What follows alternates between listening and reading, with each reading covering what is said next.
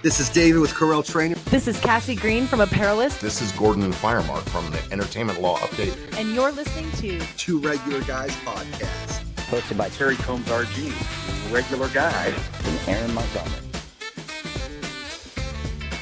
The place to be for industry news. the best dad jokes on earth, along with relevant topics to apparel decorating. Prepare for the wild.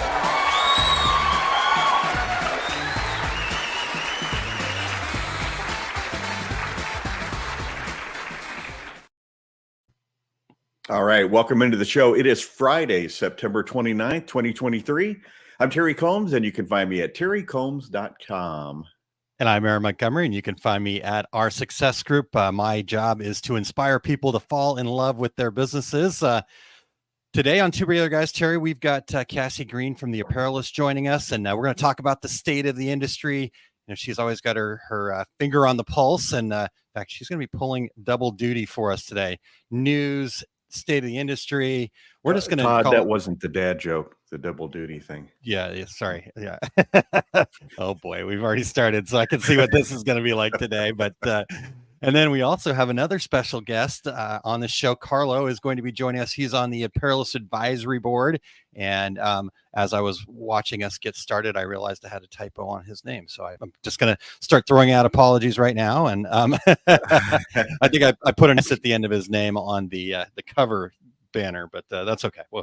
We'll get it fixed. But anyhow, Terry, so we've got a great show today. We're going to talk state of the industry. We're in what I like to call expo season, right? It's upon us. So I'm sure we'll talk about a little bit of that and DUTY, Todd, just FYI. So exciting show today, Terry, for sure. Yeah, absolutely. You know, I was in a meeting earlier today, and we were doing the old countdown of, okay, we got to get the truck, and we got to do this, we're in season for sure. Yeah, definitely excitement there. Yeah, make sure you stay to the very end and get your helping of secret sauce. And this week, Eric is our chef, and he's cooking up some tips for inspired embroidery. So if you're stuck in a rut with your stitches, you need the sauce Eric is serving up. All right. Yes, looking forward to that. And also looking forward to hearing Terry say embroidery more, because I can hear that Matt Rome in his voice there when he says it. Broadway. Yeah, indeed. All right. Well, before that, like I said, we've put Cassie to work. She is diligently helping the Two Regular Guys here today, and she also has some news for us today. So let's start off with that, Terry. Let's get her in to bring some news here first. Yeah, last journalist standing. We love it. All right, Eric, whenever you're ready.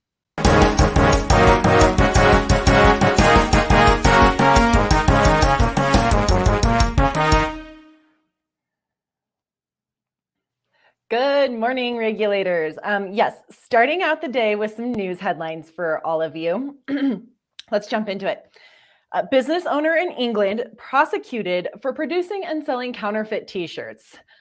So this happened in the UK. So let's just preface that right away. But in Derby, England, the City Council's trading standards team prosecuted a man earlier this month for printing and selling counterfeit t-shirts. The man was sentenced to 14 months imprisonment, suspended for 18 months with 100 hours unpaid work. So this is a big deal. And here's why. The case shines a light on the risks associated with creating and profiting off of trademarked or copywritten works, whether it be artwork, logos, or other designs that you pull, particularly from the web. This man was printing and selling t-shirts of famous brands without the consent of the trademark owners. The investigation uncovered he was doing so for around 4 years, leading up to December 2019. A search warrant was carried out at his home. Trading standards over there in Derby, England, seized a t-shirt printer, several blank t-shirts, customer returns, all this good stuff. And this sort of brings me to a really interesting point. If you were listening to the intro of the podcast, Gordon Firemark is part of that. He's actually done a couple different copyright articles for Apparelist. So if you go over to apparelist.com and search for Gordon Firemark, you can get access to those articles if you're it can be a really gray area. Don't let this happen to you. Second headline. Hanes Brands considered sale of Champion business. This is kind of big news. So Hanes Brands board of directors and executive leadership team announced the evaluation of strategic options. This happened a little bit ago for its global Champion business. The announcement comes a little over a month after investor Barrington Capital Group called on HanesBrands to cut costs and debt, which possibly means appointing a new CEO. So with the help from financial and legal advisors, Hanes plans to look at options to create that long-term value for shareholders.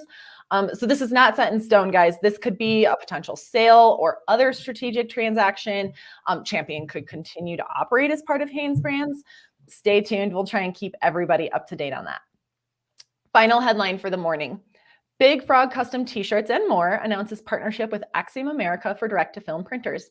I picked this headline because we are seeing more and more direct-to-film start pushing into the industry and more people actually adopting it as in-house technology.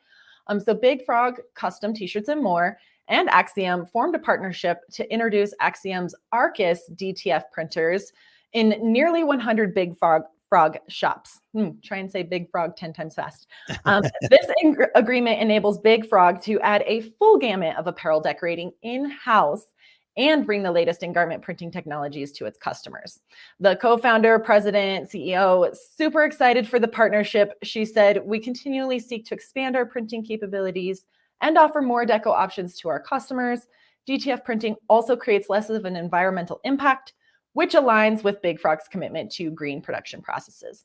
So again, just like a subtle little reminder, Apparelist has plenty of direct-to-film articles. We also have an iLearning class, which Aaron and Terry have been very instrumental in. So, again, make sure you're educating yourselves on these new technologies, but more on that later. Back to you guys.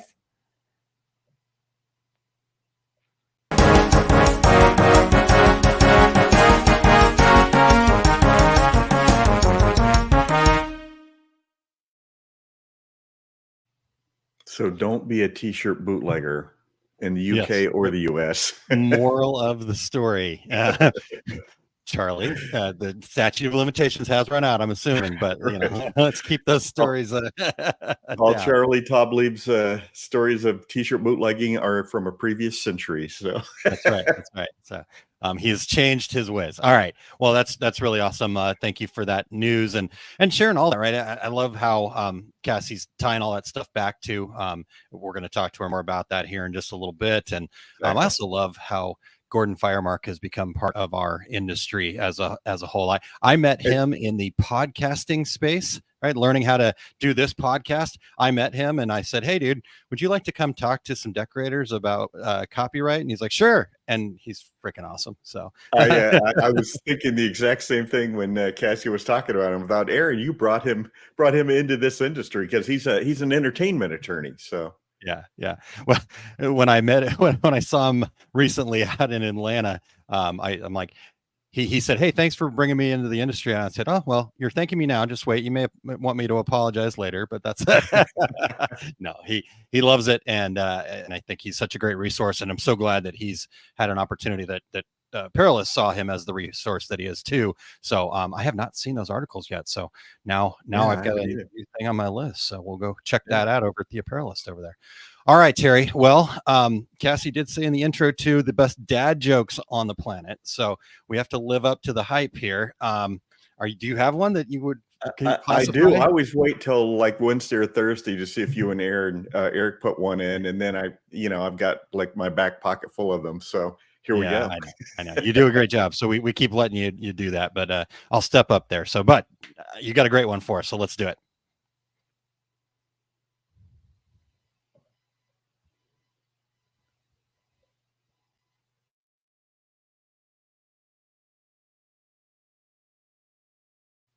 I can't do my joke without the introduction. So, Aaron, did you know my girlfriend asked me to do her hair like a Rastafarian? No, I did not know that. Yeah, I'm dreading it. I even saw it, and it still made me go. So yes, it is the best dad jokes on the planet because even when you see it ahead of time, you still go. It's perfect in every way. All right, Eric. Before you dive in, we want to thank everybody for checking out the Two Regular Guys podcast. We need your voices. We would love to have the regulators participate in our show intros. Go to decorators.inc.intro and read a few sentences to be a part of every show. And we have some, as you can tell from our new intro, but we'd love to have some more. So don't be left out. We are always looking for new guests. So if you or anyone you know would like to join us, go to calendly.com/2, the number 2, regular guys, to book a future episode, or email us at info@tworegularguys.com with your show ideas. If you are listening to the podcast version of the show, we would appreciate you sharing the Two Regular Guys podcast with all of your industry friends so they can become regulators too. And we would certainly appreciate you giving us a review on Apple Podcasts, Spotify, iHeartRadio, Amazon Podcast, YouTube Podcast, wherever you do your podcast listening. Aaron has made sure that we are there. So if you're watching us live right now, please join in with your comments and your questions. Yeah, definitely excited. Speaking of comments and questions there, Terry, we do have some follow-up to the dad joke, which is half of the fun, the other half of the fun here. So Betty says, oh my God, where is Kim? Don't bring the girlfriend into the jokes. And then Ramona's bringing the fire here. That one was a bit of a tangle. So, and then Todd's getting some competition on comments. yeah. But Todd did show up as usual. Says Kim would look great in dreads. Makes up for the swimming trunks she got you, Terry. So yes, that's another whole story. Yes, indeed. All right. Well, thank you guys for tuning in. We appreciate the regulators being here. You are going to have some great information coming at you here really soon. So if you have those questions, those comments, don't hesitate to jump in there. We'll get those in front of Cassie and in front of Carlo. And so I think we're at that point, though, Terry. Are we ready to bring Cassie back in for the second part of her job today? Well, let's do. She's right. running back out of the green room again. Yeah. Come on back, Cassie. So, Cassie, as the editor-in-chief of Apparelist, you have your finger on the pulse, as we tell week by week when you bring us the news. And what are some key developments that are trends that are currently shaping the industry's landscape? I just want to dive right into this here. We didn't even say hello, but I feel like we've already welcomed you in. So it's totally fine. I already got my good laughs in, my little Snickers at the dad joke. Okay, good. So funny. My son this morning asked my husband to tell him a dad joke, and my husband couldn't think of one for the first time ever. Well, tell them just go to tworegularguys.com. You can find them all right there in the show notes. So. Exactly. But yes, so to answer your more important question, so industry trends. So when I think about this, I kind of think of it in two different ways. I sort of think of it through like the equipment technology channel, and then also like the blanks, styles, fashion kind of thing. So if we're going to talk about like equipment first, of course, we're seeing tons of direct to film, right? I mean, that is the big guy right now, big guy on the block. But what we're really noticing, and why I think that this is so important, is this sort of emergence of digital with screen print and analog technologies, right? We're really seeing both of them experiencing growth together. So you will kind of hear some people say, oh, digital is going to overtake screen or whatever. I don't agree. I think that we're really seeing explosive growth with both of those technologies and how they work in tandem together in the shops, to just kind of really bolster this topic of convergence that we continue to preach and talk about, where decorators are doing more than just 500 one color screen prints. I mean, they're doing one-offs, they're doing mugs, they're doing lanyards, they're doing caps, they're doing so many different things. A lot of them are even into wide format now. And so we really see this big growth of just like multiple technologies growing together.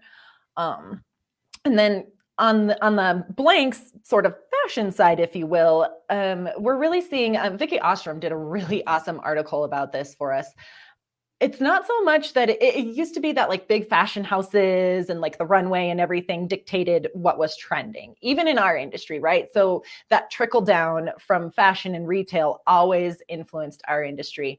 But these days, we're actually seeing a change where it's more consumer driven.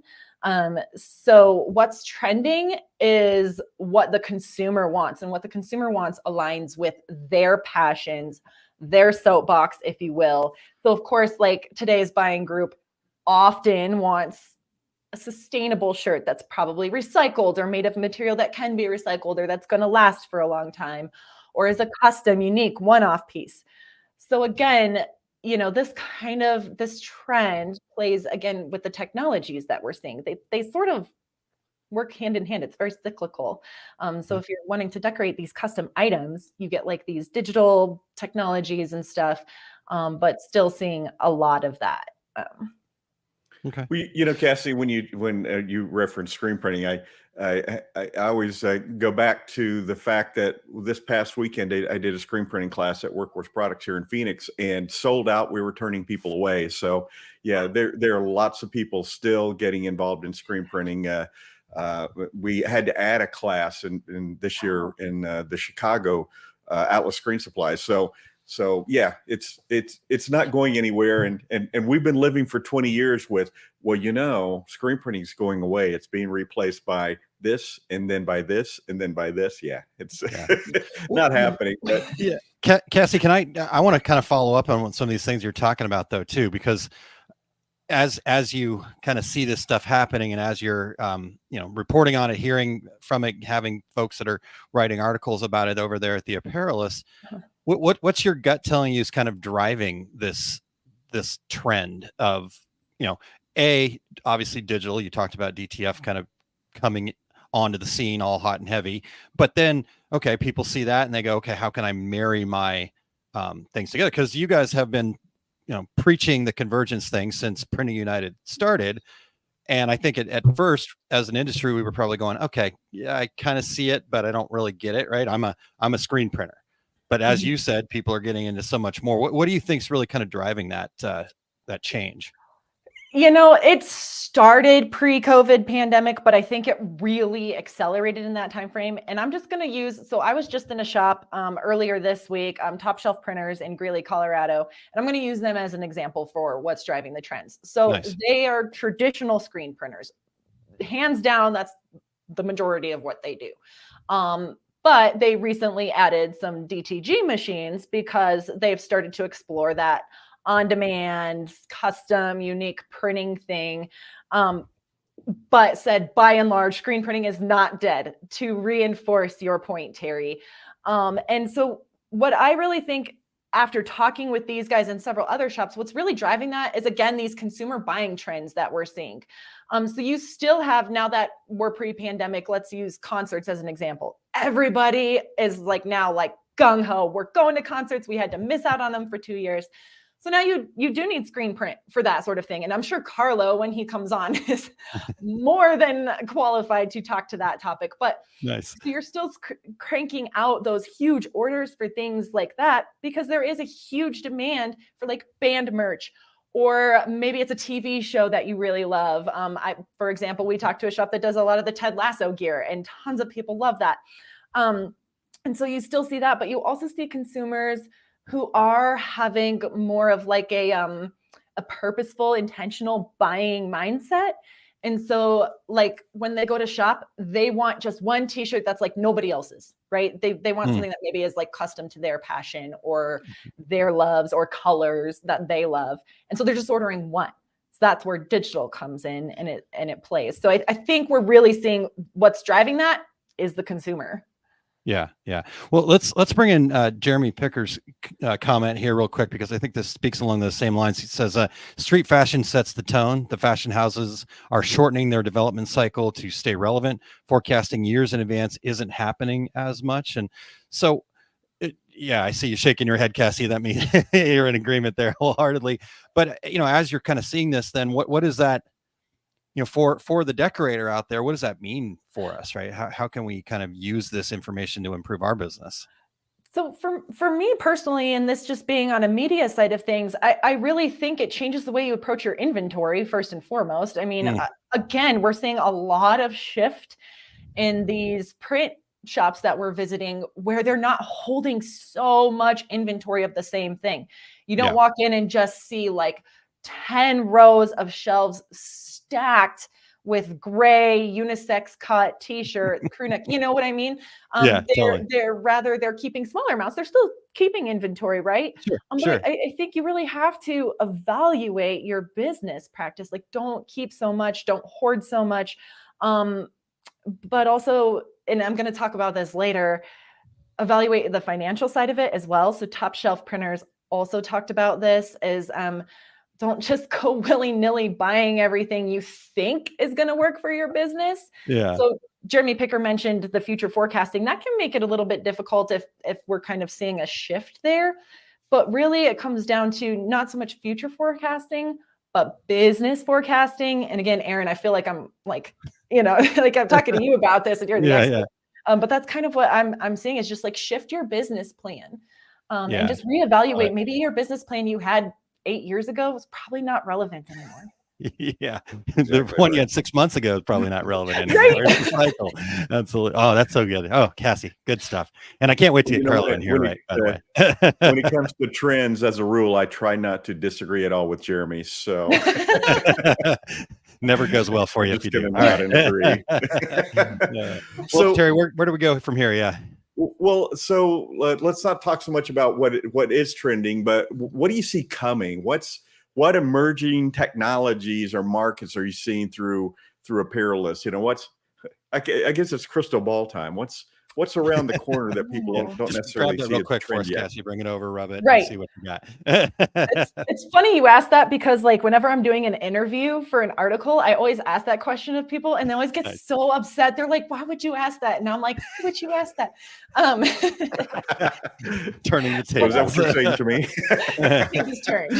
Yeah. Funny. But so if I really could look into the crystal ball, and this is just kind of looking into 24, we said it a million times, this convergence thing has to keep happening, but in a very intentional way. So when you're at like Printing United Expo or ISS in January or whatever, don't just buy equipment to buy equipment. Make sure it's a smart purchase. So that's kind of like my crystal ball is like, I think we're going to start seeing people in 24 and maybe even in 25 start to make more intentional purposes. So growing with more intentional goals and things like that.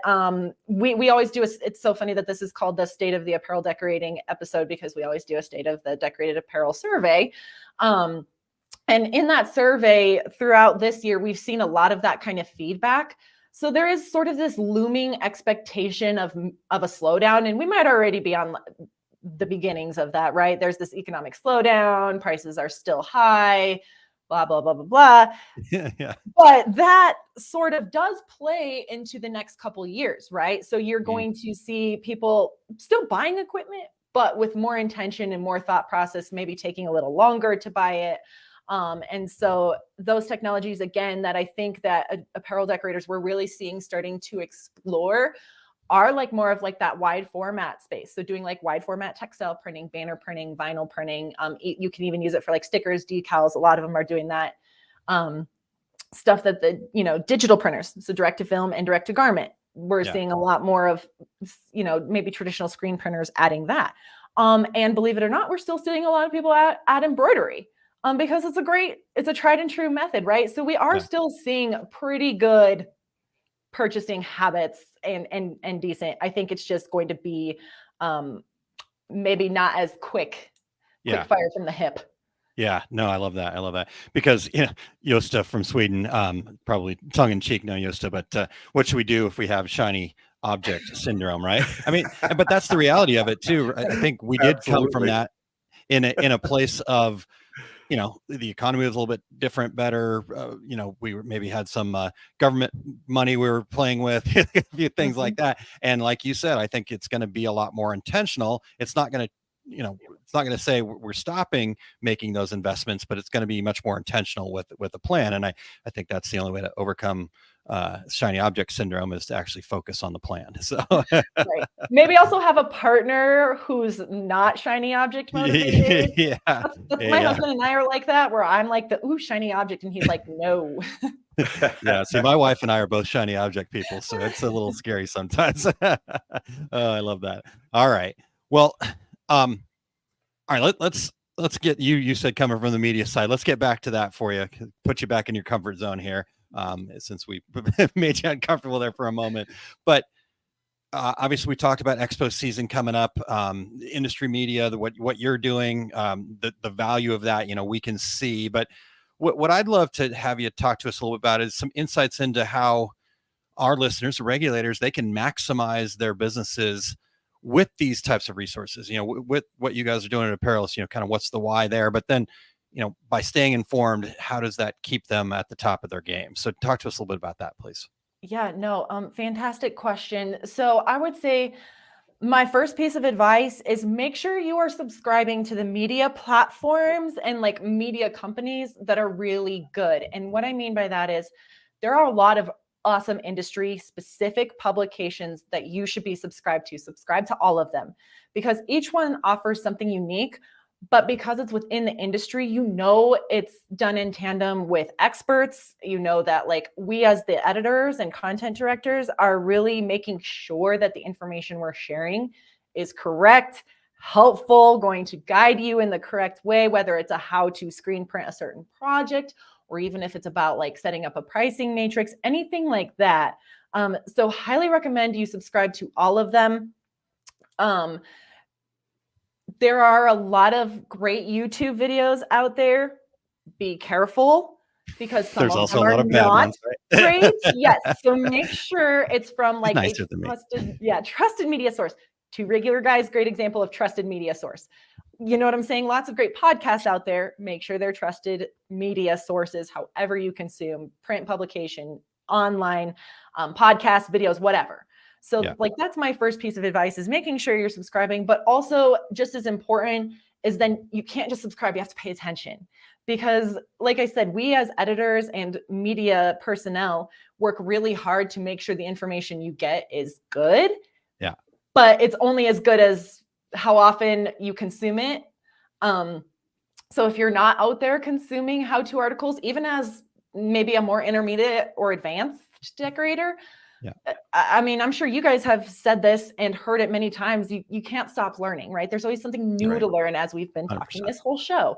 So it's just like, that's our job as industry publications. It is our job to make sure that you are consuming good content.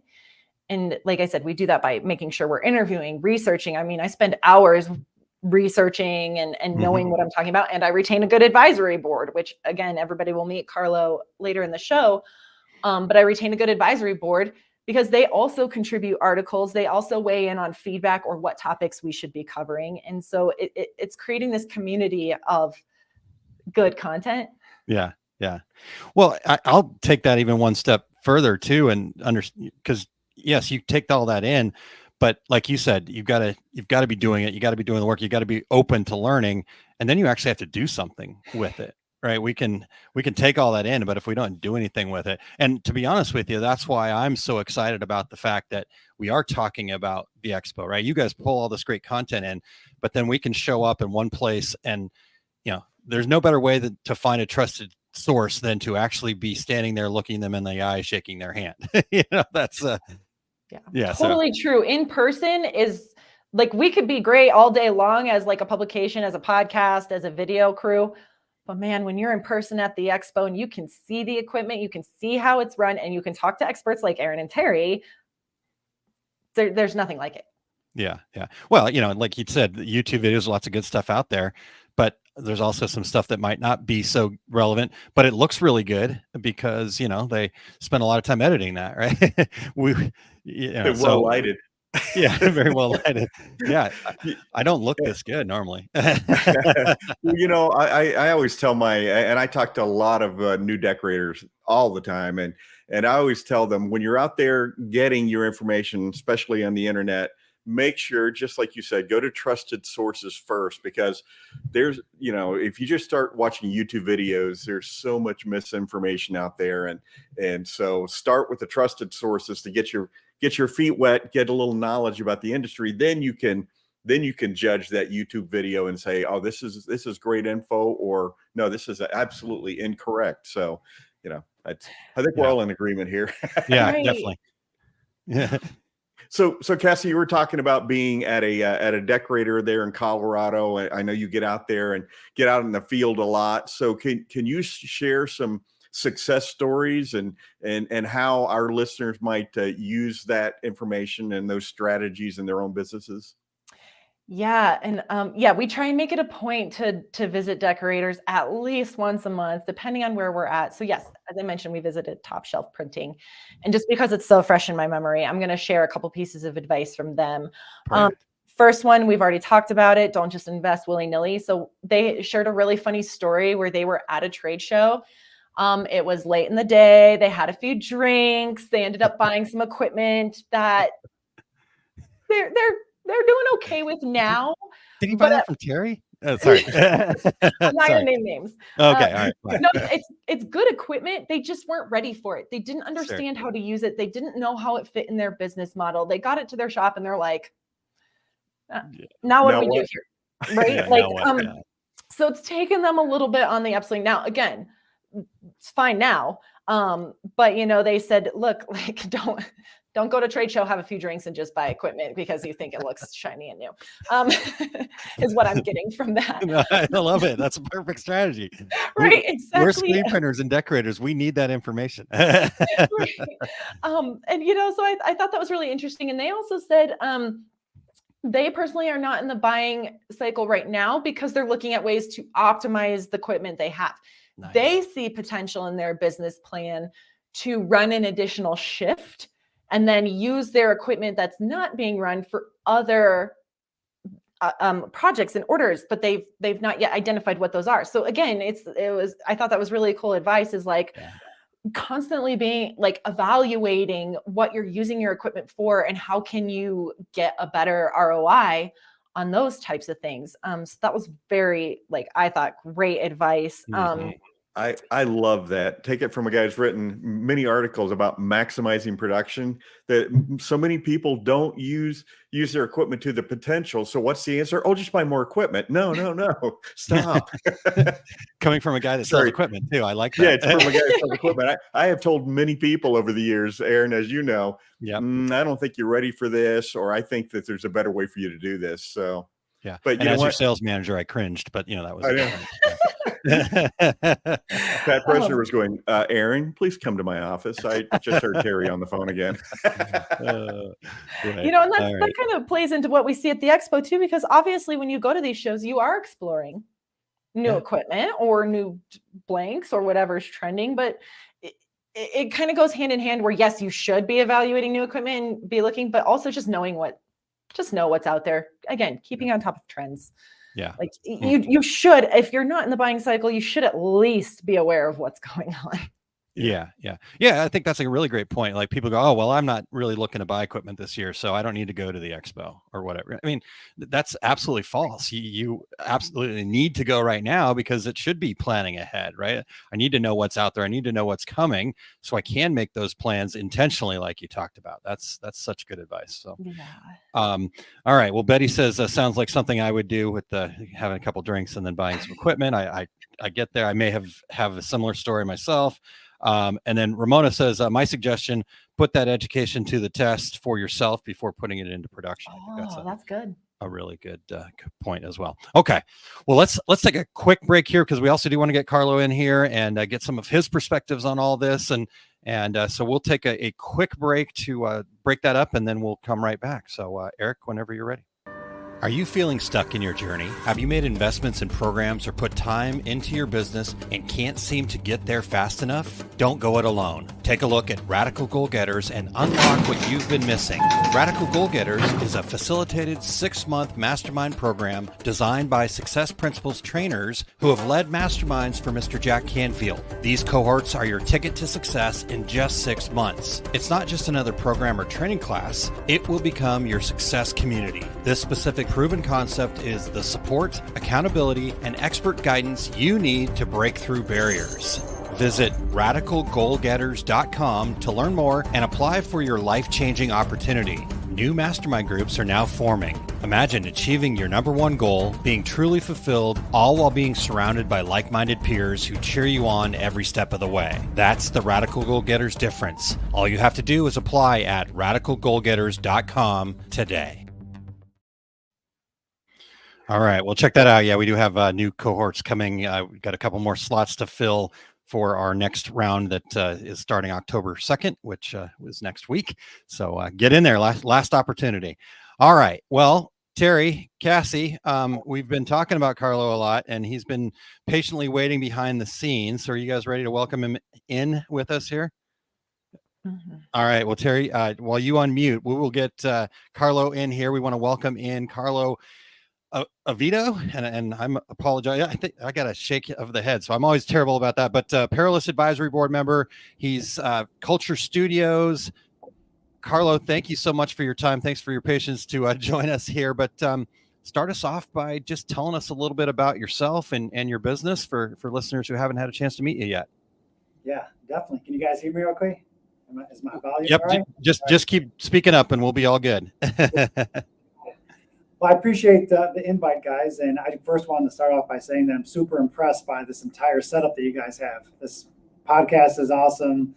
The entire process is very cool. The live stream, so well done. I hear you guys are pioneers of podcast as well. I've been doing it for a while. We've been doing it for a little bit, so it's been fun. It's a passion project that we've enjoyed for 518 episodes now. So You guys made podcasting cool. You created it.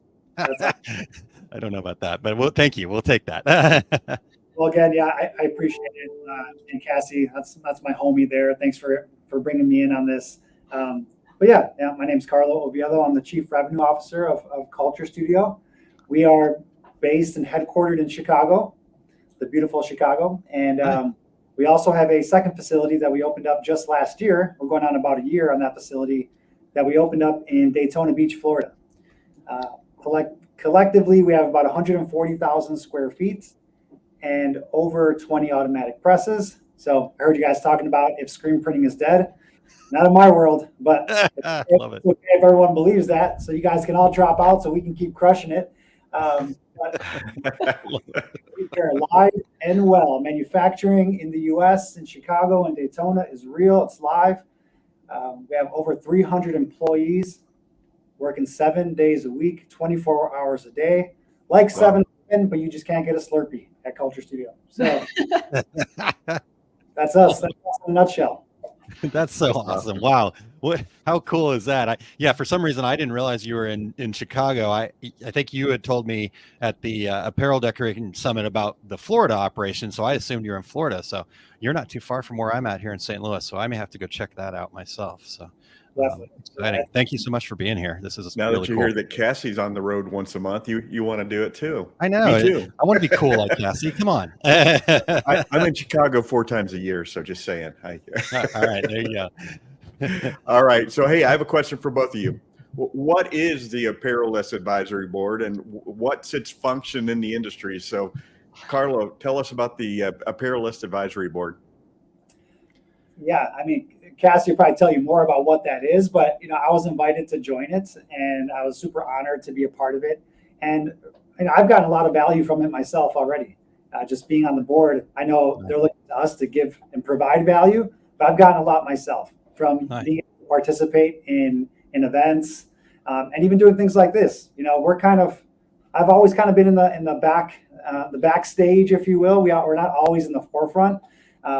I'm still surprised that we've been doing this 15 years and a lot of people still don't know who Culture Studio is. And I'm completely fine with that. That's cool. I'm cool being the stage man, So it's things like this and participate and be part of different studies and asking questions and just collaborating with others that are in the industry. It's been incredible so far, and I'm very grateful for it. Yeah, that's cool. Fantastic. So Cassie, what about from your angle there? I'm not going to lie. I was a little nervous there for a minute that Carlo was going to be like, Cassie will not leave me alone because I email him a lot with questions or favors. Then you said it yourself.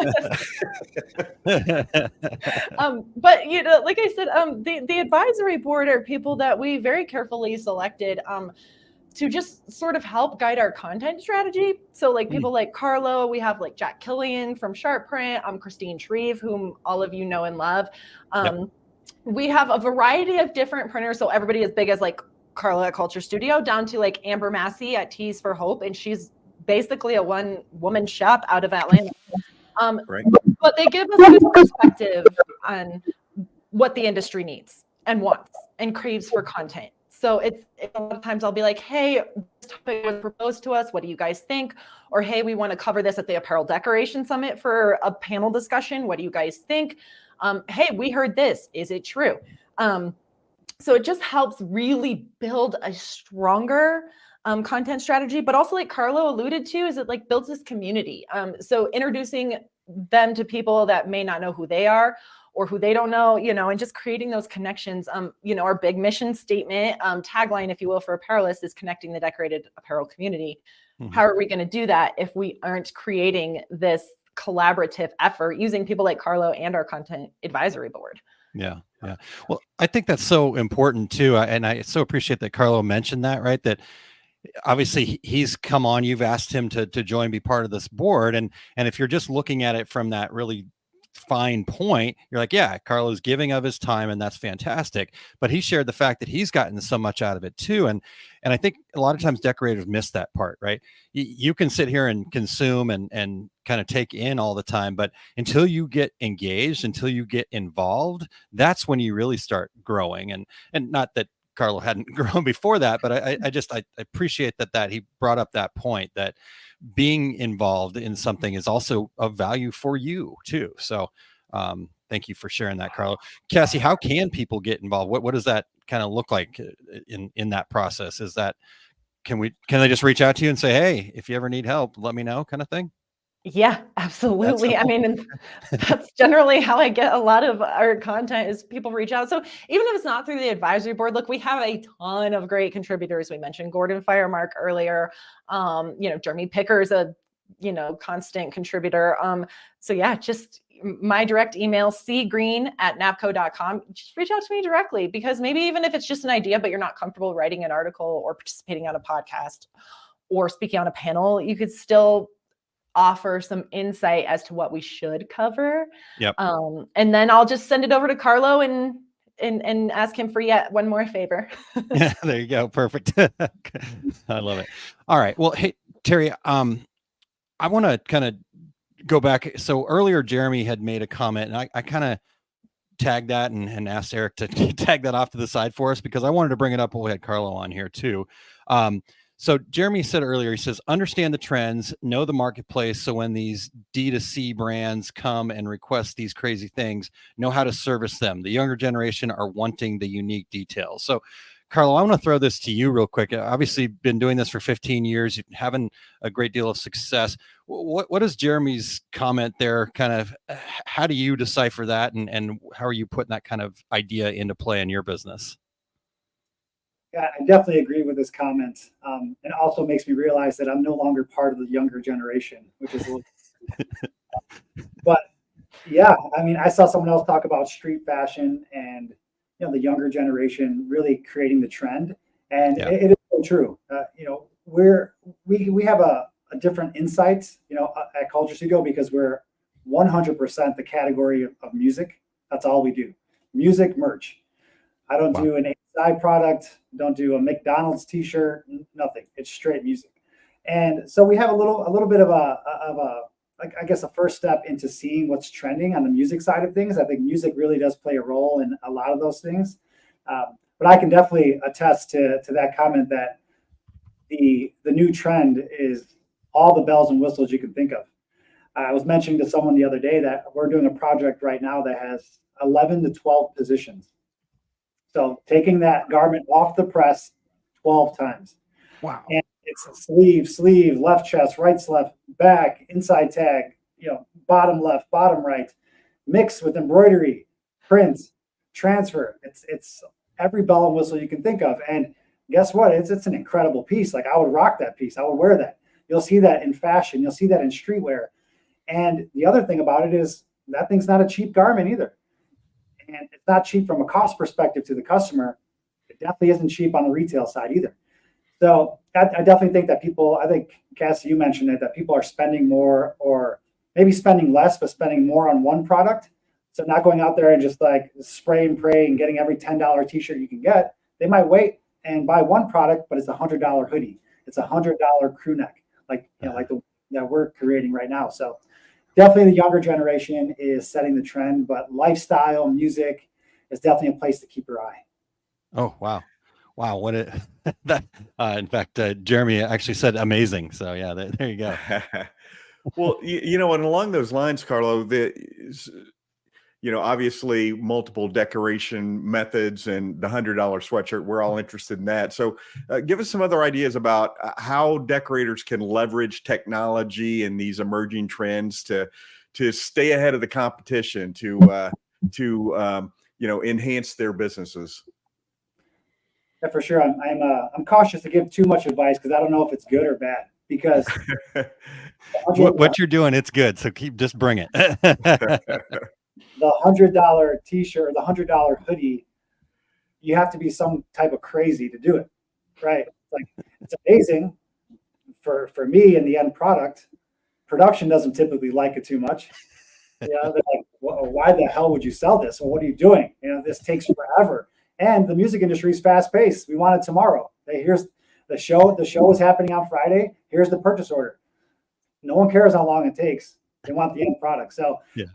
Is it amazing? Yes, the product is. Is the process and being crazy enough to step into it? You have to be crazy enough to want it. So, I do think that the more you can elevate your offering and create uncontested market space and not just compete with everyone else, anyone can. Everyone, we all have the same ink. We all have the same machines. What's new? What are you bringing to the table? It's that specialty, whether it's in service, your customer service, your customer experience, or if it's in your technique. Maybe it's something different that you'll do. Maybe you're crazy enough to try that project. I'm sure that client got the door slammed on their face by 10 other people before they got to me because they didn't want to mess with it, and we will. And so that's not secret sauce for anybody. That's nothing special. Just be down and ready to roll with the punches. So I don't know if that's good or bad. You just have to be ready for it. Well, Carlo, with 4 decades in garment decorating, I think "Are you crazy enough" and a screen printer are synonymous. So. Yes.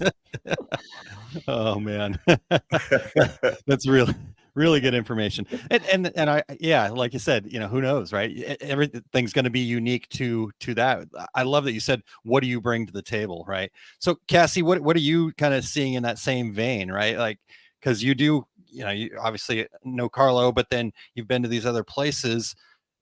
Is it really that, right? I mean, is there people that are just like, hey, I'm just going to compete hard and go? What are you seeing from that competitive space? Yeah, I mean, certainly we see those decorators who are like, I'm just here to compete. I'm just here to do small stuff, like stay in my lane, not interested in exploring like these crazy 10 spot decorations, not here to do 3 shifts. We see the people who are just, they've got the one auto press and they're good. They do great as like the main street tees, and that's fine. Unfortunately, because of COVID, we saw a lot of those shops shut their doors. It's just an unfortunate reality, but those who survived are the ones who are elevating. And it's like Carlo said, it's not just, I mean, yes, you've got to be crazy enough to do it, right? But you got to identify what you bring to the table. So, and it takes work. Carlo and his partner, Rich Santo, did a podcast with us where, they were talking about what makes you special. And it's hard work. It is a grind. It is so much. And are you willing to put in the hard work and go beyond just competing to bring something special? Yes, we see this a lot. And those big decorators like Carlo, like Jed Seaford at Stakes Manufacturing, like the guys at Top Shelf. There's a shop we saw in Salt Lake City, Design Inc. They elevate because they're so good at what they do, but then they're a level above. So yes, like Design Inc.'s in resort wear. Okay, lots of people do resort wear. Everybody gets the t-shirt from when they visit, Long Beach, California. But what is it that makes it special about a t-shirt that makes a customer want to buy that one? What do you bring as a decorator that's like, someone's going to pick that shirt over that one? But it's hard work to get there. So if you're willing to put in the work, you'll get there. And we do see a lot of the successful shops, like Carlo said, are in that same vein. Yeah. But what I am really excited about in our industry, though, too, that this is just a trend that I'm seeing, and maybe I'm looking for it more, but it is this understanding of, when we talk about competition, like Carlos said earlier, I do music, Could he go and do a 12 location McDonald's shirt and crush it? Probably so, but you're focused, Carlo, right? I mean, is that strategic? Now I can say it's strategic, but I think it wasn't by accident. Now Okay. I get it all figured out. My partner, Rich, Joe, Nick, we're all brothers. We had it all figured out, but I think it's the category that we fell in was music. Yeah. And we ran with it. And yeah. We've always found that focus and owning the category of whatever it's going to be is going to yield much better result than the spray and pray technique. And 100%. it helps with culture too. It helps with direction. It helps with the mission. What are we trying to achieve here? What are we trying to accomplish? We're not trying to maybe not conquer the world and every technique and every process that's out there. We're gonna own this, and we're gonna be known for this, and we're gonna be the best at this. Every process, every investment, every marketing move is based on that category, and we're gonna own it. Yeah. I think that you sometimes we fall into that lane, but when we're there, we're like, I like this lane. I think I'm going to stay in this lane. So nothing wrong with that. And new decorators out there, they don't necessarily know what their niche in the marketplace is going to be, and sometimes the marketplace puts it in our lap, and we run with it. Yeah. But Carlo, you guys. Yeah, sorry. You guys probably though did have some passion around music before you hit that lane, though, right? I mean, are you guys band guys yourselves, or how did that happen? Well, we weren't band guys ourselves. We actually had a clothing line of our own. Our company name is Shy Clothing still today. So any staff that we have, their check says Shy Clothing, CHII. And we were a clothing brand ourselves. We had a boutique in Wicker Park in Chicago, and we were in about 40 stores nationwide 15 or 16 years ago. My partner Rich and I would travel all over the country to do fashion shows. We would get the models, hair, makeup, everything. We did it all. Wow. And we actually had a nightclub business, if you will. We threw the biggest parties in Chicago 7 nights a week. And that's how we built our following. We're more on the music scene, on the DJs, live music thing. And that's where we always kind of built our culture, if you will. And so, yes, we're always in music, just from a different angle. Yeah. Wow. That's super cool. I love that story. All right. Well, Yosta did ask if you could tell about the big order delivered mega fast that you folded 2 days ago, or, his English there. Does that one ring a bell? Is that something you can share with the regulators here? I mean, every order is big and fast at this point. I think they're referring to, I was on another, global masterclass thing a few days ago. And with stalls, right? Yeah, for stalls. Yeah. And so they asked me on there, what is there a story of the craziest job that you've ever done? And I think they're referring to that. Kanye. Yeah. It was a Kanye Donda listening event a couple years ago at Mercedes-Benz Stadium. I got the call the day before to do 25,000 long sleeves, one day before. And so, long story short, we made that happen. It took 4 passenger flights, 15 cargo vans, 1 private jet, a bunch of Ubers, and putting a bunch of people with duffel bags on a flight to get there. And we delivered it. And I think we went under 10 hours to print and produce, and we made it happen. I can picture you. You're like, well, hold on, we can do that, right? We can do that. Yes, we can do it. Let's go. Oh man, such a good story. All right, well, thank you so much for that. That just is an inspirational, really. All right, you guys. So Expo, we've brought it up already. It's around the corner, Atlanta, Georgia. I don't know if that'll make you, because that's the scene of the Kanye thing, but if you have some bad memories of it, no. But we're going to be there. Carlo, I'm assuming you're going to be there. Cassie, obviously you're going to be there. Cassie, start us off here. Tell us what are some things that the regulators that are thinking about it, right? What do they not want to miss besides getting to hang out with us, with you guys, really? But what else can they expect out there? Yeah, I'll just start with that point, because yes, Aaron, Terry, Carlos, so many big industry names are going to be there. You'll see Marshall Atkinson is going to be there, Richard Graves, the sort of industry icons, but other advisory board members are going to be there. Beyond apparel, There's other really like well-known wide format printers there and promotional products distributors and things like that. So really it goes back to, you have to be there because you got to network. You have to talk to these people. How else are you going to know what's going on? How else are you going to get that cool story like the Kanye thing and be like, oh, how could I take little bits and pieces of that and like apply it to this job I have? You're not going to get it anywhere else. Expo is the place to do it. So that's first and foremost the reason to attend. But for other reasons, for you regulators, there will be lots of live podcasts there. So you'll get to actually see it, not just live on your computer, but you'll actually get to see us, Aaron Terry, in the flesh, which is great. And then, of course, we have like tons of educational sessions. So we brought that back this year. We'll have our general education tracks, which have several Apparelist specific driven presentations. I'm a part of several of those. We'll have like a direct to film presentation, an AI for apparel decorators presentation. We even have a presentation about pricing for profit and not racing to the bottom.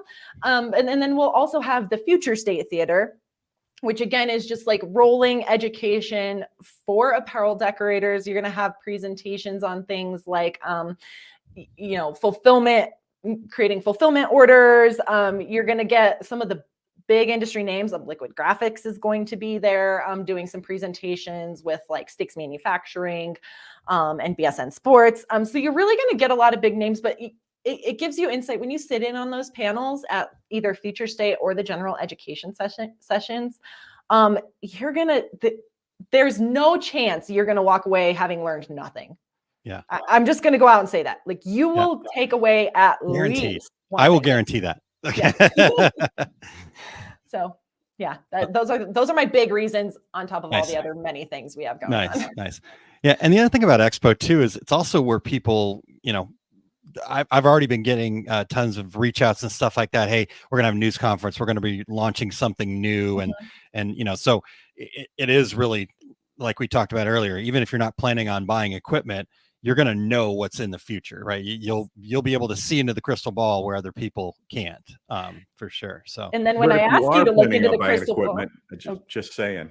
when Aaron Terry, myself, ask you to look into the crystal ball, now you'll have one to look into. So that's right. When you get put on that spot.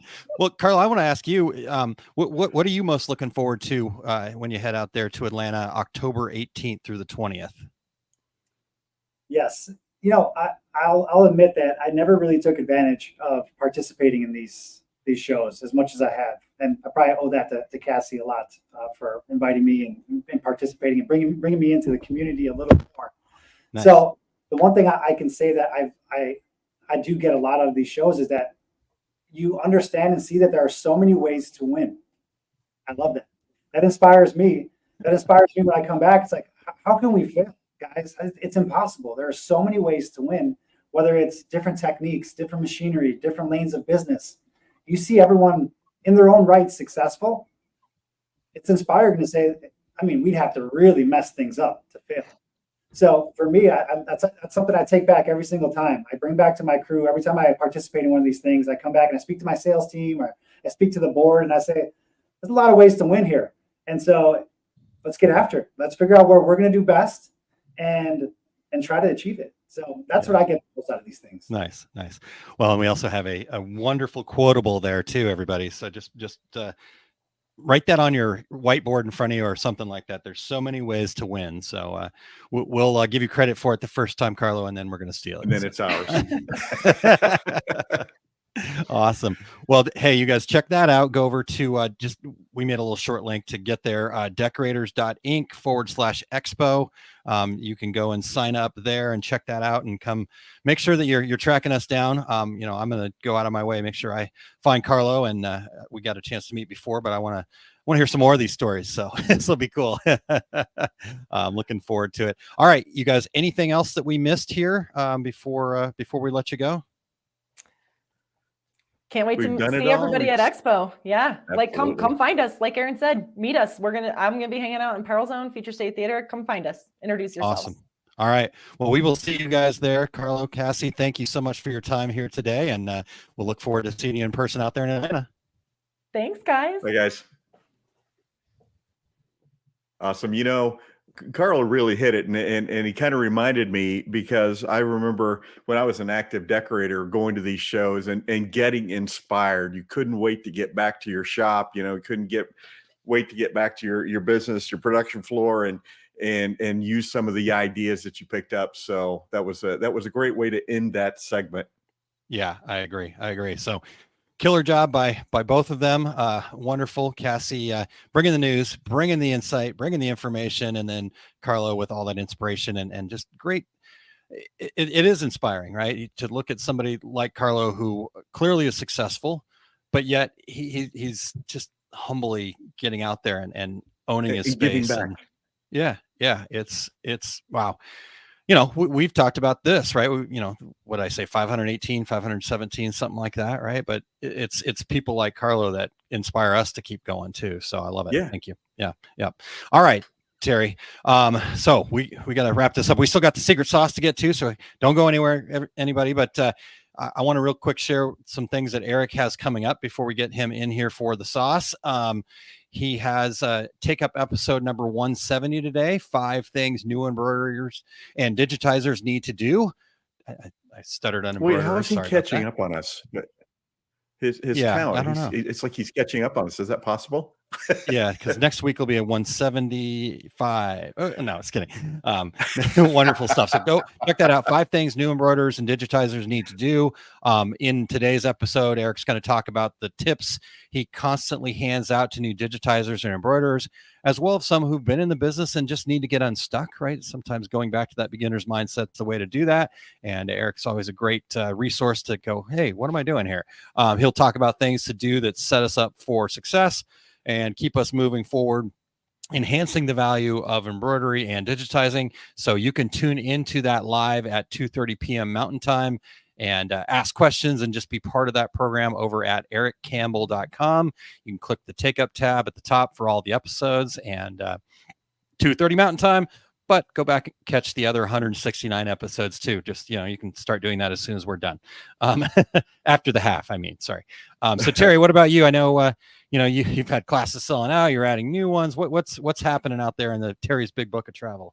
Yeah, absolutely. My complete screen printing business course. I will be back at Workhorse Products here in Phoenix, December 9th and 10th. Class this past weekend was sold out. We were turning people away. So if you want to come to the class, there's no better time to be in Phoenix than in December. So sign up for that class. My next Chicago class with Atlas Screen Supply, we will have a whole slate of classes for 2024. I'm building out my schedule now, actually working on it this weekend. So we will be announcing the class dates for Chicago soon. Nice. October 18th through 20th, I'll be at the Equipment Zone booth number C3365 at Printing United. On October 18th, I'll be presenting everything you hear on the internet about DTG printing is wrong in the Apparel Zone. I'll be in the Equipment Zone /Epson booth over in the Apparel Zone. If you are still looking to get a free pass to the show, you can use promo code 5412 to get a free pass to the event, and watch for upcoming events at terrycombs.com. So, Aaron, how about you? Yeah, the expo is definitely what we're all talking about right now, and decorators.inc/expo, and then use that code 5412 that Terry had just mentioned there. But Atlanta, Georgia, it'll be worth the trip. So come on out. I actually have 2 sessions that I'll be teaching there on top of the live podcasting, and my calendar's filling up with all these like press conferences. Here's the latest. Like I had to turn down Fuji the other day. I'm like, well, I'd love to come, but I can't. Sorry, Fujifilm. I'm too important for you. No, I did not say that. I'm excited. I said, hey, send me the information though. We'll share it if Cassie doesn't already do that for us. So, so anyhow, I've got 2 sessions. Wednesday, the 18th of October at 2 p.m. Pricing for profit, strategies for setting pricing that work for your business, not the race to the bottom like Cassie was talking about earlier.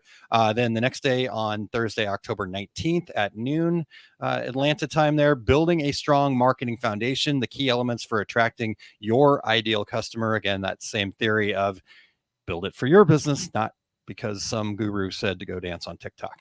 But check that out, decorators.inc/expo. We just had it this last Wednesday, and I'm already super excited about coming up next Wednesday. I've got a new program that I'm doing called OSG Live, and it's currently happening Wednesday mornings, bright and early. So if it's too early for you, that's fine. You can catch the replay, but 7 a.m. Central Time. Good way to get your day started. And it's a collaboration that I'm doing with my wife and then 2 members of the Masters of Success community over at OSG, Tanya Deutscher and Becky Kotzer. And they are integral parts of our success group. And they kind of understand the need for a uncommon mindset, that the different mindset that we need for success. So tune in live over at liveosg.com this next upcoming Wednesday morning, or you can, again, catch the replays at that same place, liveosg.com. That takes you over to the Our Success Group YouTube page. So check that out. And then last thing for me before we get Eric in here for the sauce is just a reminder that the book is still available as a pre-order, and you get the e version of it, and then not e-rich version of it, but the ebook. So it's called The Fundamentals of Business Success. I'm super excited to get the reviews that I've been getting and people saying, hey, it's already starting to help my business. So check that out over at oursuccessgroup.com/FBS book, FBS book. So thank you, Ramona. Yeah, Ramona's one of those early adopters there. So thank you for she just said, love that book. But all right, Eric, are you ready? Terry, are you ready to bring Eric in for the secret sauce? Yeah, absolutely. Let's hear all about tips for inspired embroidery.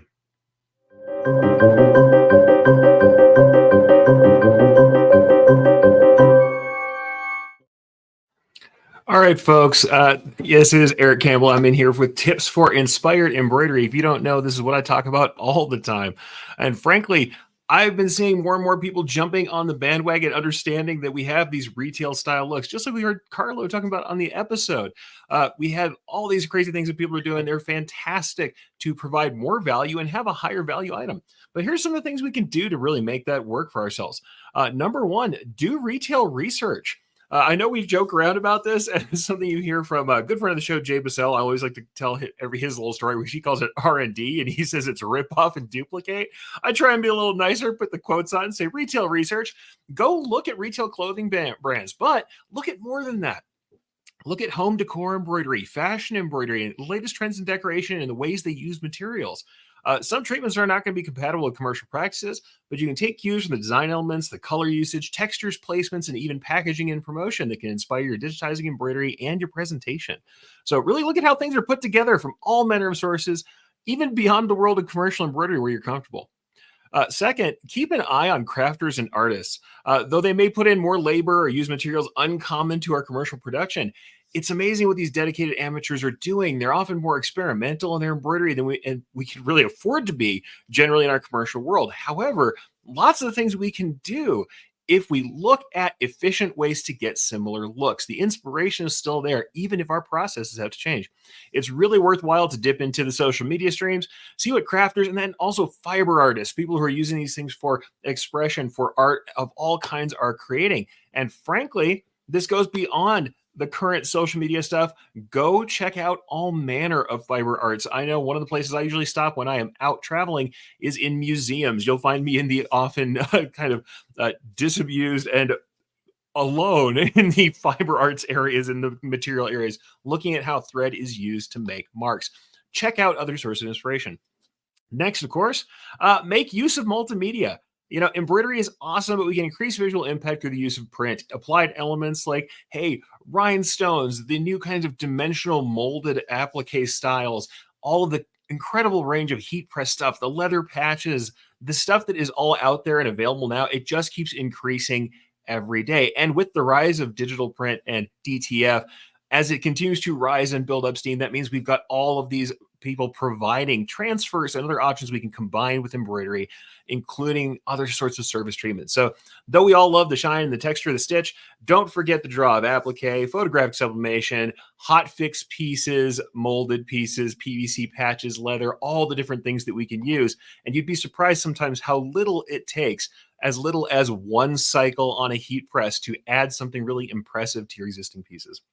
And the next part is all about implementing your inspiration. We want to create without copying. So I have a quick tip for you on that. We need to remix and mash up. So once we've got all this inspiration together, when we want to make something new, take those notes and the pictures you put together from your research and mash them up. If you're someone like who was on the show earlier in comment form, Jeremy Picker, you're a Pinterest person. You've got a lot of comments and boards put together. That's a fantastic way to do it these days. Otherwise, bookmarks, keep stuff together. Wherever you get those inspirations, start looking at them, but cherry pick from 3 or 4 sources that are in a cloud of areas you might want to express, and say one element from each and mash that up, remix the thing. Take the texture from some thick thread that you saw on a pillow in a home decor shop, the colors from a recent advertisement that you thought were interesting, design placement from something on some streetwear that you just saw, as you're doing your retail research, and then the art from your customer, and say, how can I put these together into something entirely new? Remixing, mashing up, and combining things, or taking an individual element from some of these inspirations and applying them to new design, new art, keeps you from being a knockoff artist and ending up like that poor shop in the UK. Try and learn from things, but you have to remix, you have to mash up. And the other thing I'll tell you too, when you get a great idea and you feel like it's too close to something else, sleep on it. Wait a day, sleep on it, come back to it again, and then look at those inspirational sources and say, what can I do to change it? And last but not least, the thing you must do if you want inspired, better embroidery, you need to experiment. Make time to play and produce samples. Test new settings, test new materials, and do these mashups regularly. Make use of customer art and send off samples, or create self-driven, self-motivated projects you can use as display pieces for your shop. Customers buy what they can see. I always like to lean in and whisper and go, we don't have any customers here, do we? Okay, now there's no customers here. Customers don't know what they want. 85% of them don't have any vision. And if you don't show it to them, they don't know it exists. You're the expert. You're the consultant. Tell them what they need and show them. They don't know till they see it from you. Just make sure you focus displays and the social sharing you do on work that's not only interesting and engaging, but you can find a way to price for profit. And you might have to go to Aaron's class to figure that one out. And that is my secret sauce.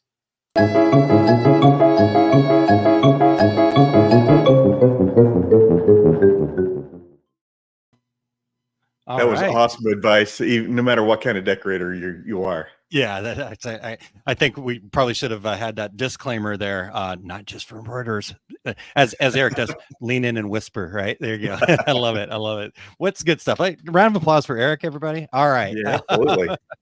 Definitely. Okay. Really well, good. Terry, what a great show.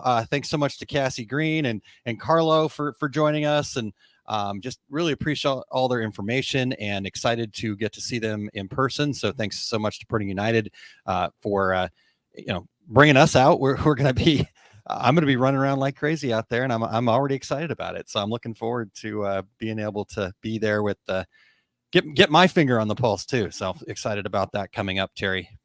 Exactly. So, yeah. All right. And I'm looking forward to it as well, and seeing all you guys out there. And we want to thank Eric Campbell for bringing that awesome sauce today and keeping all those podcast plates spinning for us. Spinning. All right. Well, Terry, next week we've got Josh Kruth. He's going to be joining us, talking more about the expo, right? It is that time of year, so we want to make sure that you guys have all the information, but we're going to get more insight, right? And here's the other part, Terry. This is like, what? It's Reggie season, everybody. It is Reggie season. So not only we get to talk to Josh next week, but we're going to be announcing the categories and opening up the official nomination season. So tune in live and be here and hear what this year's categories are going to be. We may be getting back to the roots a little bit, and who knows, we kind of already were kicking around some things, but you'll have to tune in next week to find out. Absolutely. Always exciting, and always a lot of activity around Two Regular Guys during the Reggie season. So, but until then, I'm Terry Combs. He's Aaron Montgomery. And that was the Two Regular Guys. Here we go. We're out. Awesome. Thank you for listening to Two Regular Guys. Check out our website at tworegularguys.com. That's the number 2, regularguys.com. You can also interact with us over at our Facebook page, facebook.com/2regularguys, or send us a tweet, twitter.com/2regularguys. And we have a YouTube page. You can find all that from our website, 2regularguys.com. Thanks for tuning in, and we look forward to spending some time with you again next week.